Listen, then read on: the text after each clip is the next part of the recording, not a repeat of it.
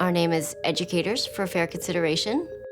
We were founded by two educators who were committed to the basic idea that undocumented young people should be able to be considered fairly based on their merits, not on the basis of where they were born or their immigration status. I am not a counselor. I'm not an educator. What I am is undocumented myself. What makes Educators for Fair Consideration unique is that we're invested in developing the leadership of undocumented young people. We're invested in people like me. On my way to school, my mom would tell me, Nico, make sure not to tell anyone where you were born.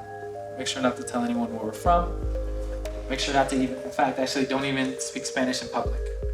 As long as I remain invisible, the needs and the experiences of my community will remain invisible. And when all of us, as a movement, make ourselves visible, we allow people to actually connect. When we first started, we had a lot of students who had never been out about their status.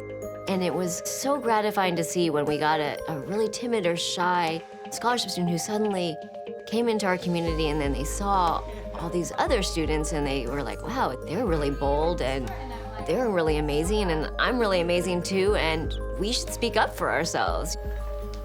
We're really intent on creating a safe space for the students we are working with. That sometimes I do feel that I'm the one who's wrong about asking for rights when I don't even deserve them because I am not in the right citizenship. I'm not the one with the right papers. The ultimate hope is, yes, to give people information, yes, to give people resources, yes, to give people some motivation, but once you activate folks, we build power from there. So this is our legal services team. We actually have undocumented folks that we train in immigration law, and they're the ones that actually do the preliminary review. And these are all folks that actually want to go to law school. And we have about 55 alumni now that have gone through the program. And it's been absolutely incredible to me to have them come back a year or two after the program and to see what they've been able to do.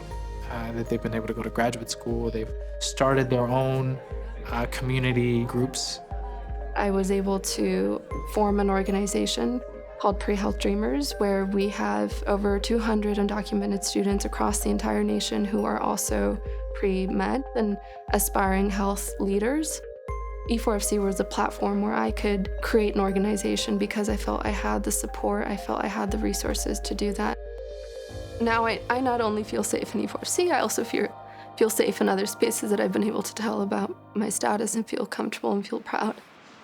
Just out of curiosity, what did you mean when you said those Mexicans? Because just so you know, if by those Mexicans you're referring to hardworking, honest people who have sacrificed everything so that their children could have a chance at a more prosperous future, you're referring to my dad. You're referring to my mom. For so many years, we weren't seeing any progress on immigration reform.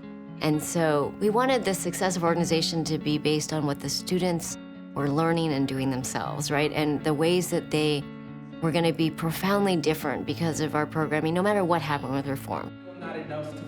I wanted to be able to say, look, I know that you're going to be stronger, like you're going to be more prepared for opportunities that are right in front of you right now. And when these much larger opportunities come up, you're going to be ready to seize them because you've had all this practice building skills and building your networks and advocating for yourself in all these other arenas. Everyone started somewhere and traveled to where they are now. Everyone has a story.